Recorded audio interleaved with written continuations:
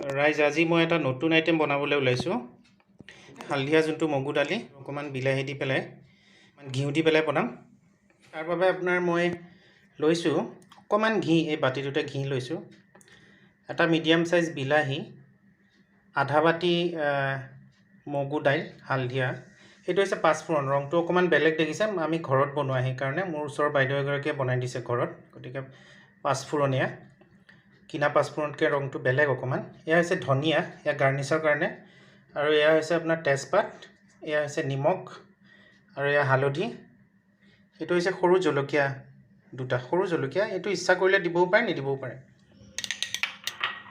এতিয়া অকণমান পানী দিওঁ, তিনিটা হুইচেল আহিব লাগিব। তিনিটা হুইচেল অহাৰ পিছত আমি প্ৰেছাৰ কুকাৰৰ ঢাকনি খুলিলোঁ, গৰমাই ল'লোঁ, এয়া ঘিউ, গৰু ঘিউখিনি দি দিলোঁ।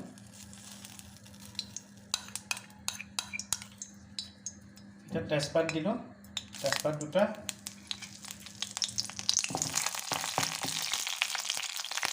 এতিয়া পাঁচফোৰণ দিলোঁ অকণমান,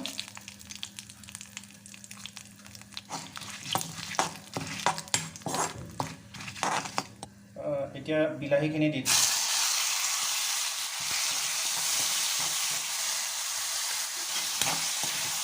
আপোনালোকে জলকীয়া দিবও পাৰে নিদিবও পাৰে।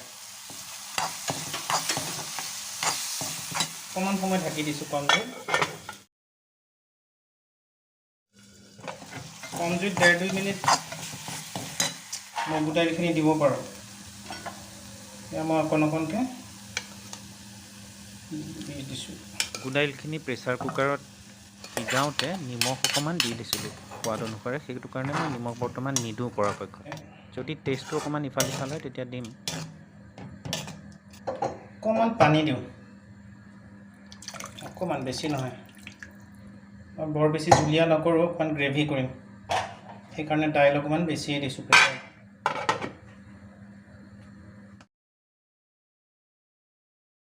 এতিয়া ঢাকনিখন দাঙি চাওঁচোন এবাৰ, 5 মিনিটমানৰ পিছত অকণমান কাশ্মীৰী মিৰ্চ দিছোঁ, ৰংটো ধুনীয়া হ'ব, উতলিছে ঠিকমতে।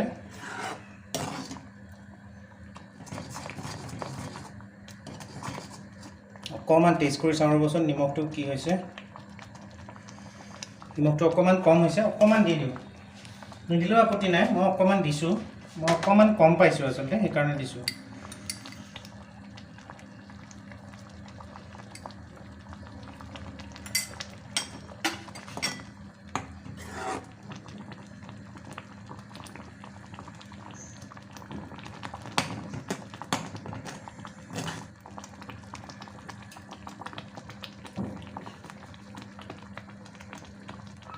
মগু দাইল হৈ গৈছে, ঘিউ দি বনালোঁ, এয়া ৰেডি।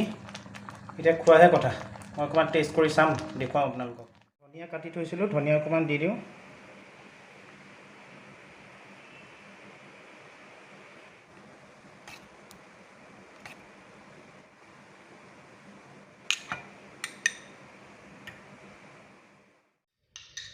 এইখিনি হ'ল আৰু মগু দাইল, খুব ধুনীয়া, অতি সুন্দৰ, বিৰাট ধুনীয়া গোন্ধাইছে।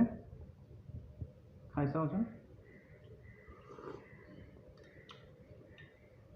আপুনি এবাৰ ঘৰত বনাই চাব ঘিউ দি ধুনীয়াকৈ।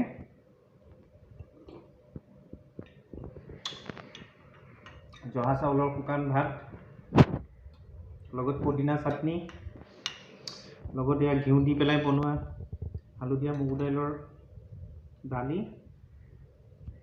মগু দালি। আমাৰ অসমীয়া মানুহে যিহেতু ভাত খায়, গতিকে ভাতৰ লগত ধুনীয়া হ'ব। দুপৰীয়া আপুনি পদিনা চাটনি, ভাত লগত কিবা এখন চব্জি।